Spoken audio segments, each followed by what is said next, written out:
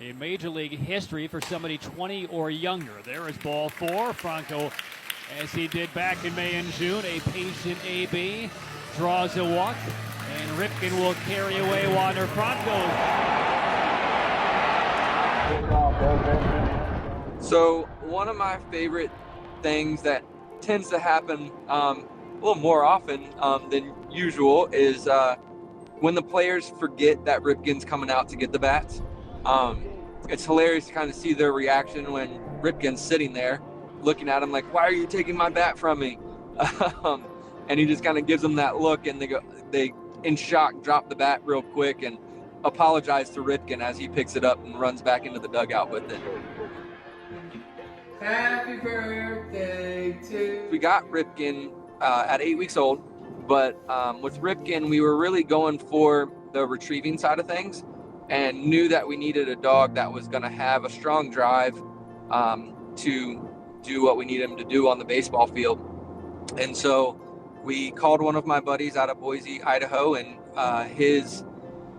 Ripken's dad was actually the football tee retriever for Boise State. And so I knew the bloodline was strong for retrieving and gave them a call and flew Ripken out to me.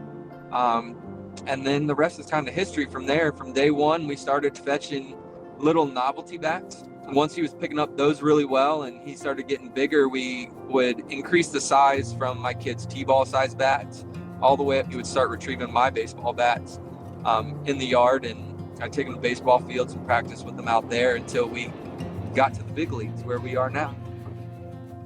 And so I know the type of distractions that he was going to be facing. I know when to send him out to go get the bats and when not to. But there's always things you just can't prepare for. The catchers, they love to mess with Ripken.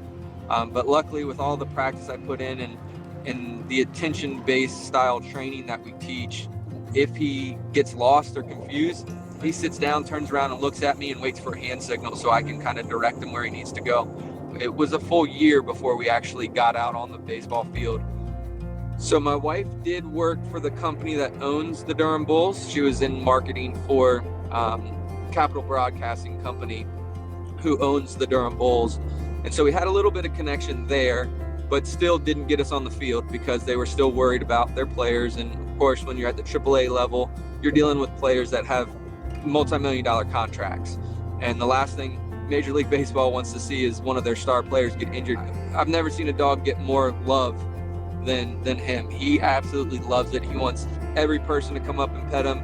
He does well with the kids. He'll lick them in the face. I do have to tell the kids to watch out for their ice cream when they come up, or their hot dog, because he is a normal dog.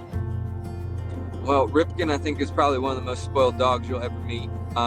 He has his Tempur-Pedic bed at the house that he loves to lay on. He's got another one by the fireplace. So on winter nights, that's where you'll find him, is right in front of the fireplace. And I'll tell you, if you've ever seen a dog give an attitude, turn off his fireplace when he's laying next to it, because he stare you down and go, "Excuse me, I would like my fireplace back on." I played baseball my entire life. I've coached, I've played at a Division I level. Always thought I would play in the pros one day. That was always my dream. And in the end, I was able to come up with this idea with having my dog retrieve bats, because my wife and I opened up a dog training company. We wanted to go about advertising in a little different way, and then also get to have fun with my dog while doing it and promoting our business. So it was kind of a marketing effort to start, and then it's become so much more than that. I mean, it's been a community thing. The kids in the community coming out, having families come out. I mean, I can't tell you how many wives or kids have come up to me and said, "Look, I don't even like baseball, but I came with my husband because I get to see the dog." And it actually gave us a fun night out with the family, and people come up and take pictures with him all the time, and he'll sit there and pose for an inning or two after he's done.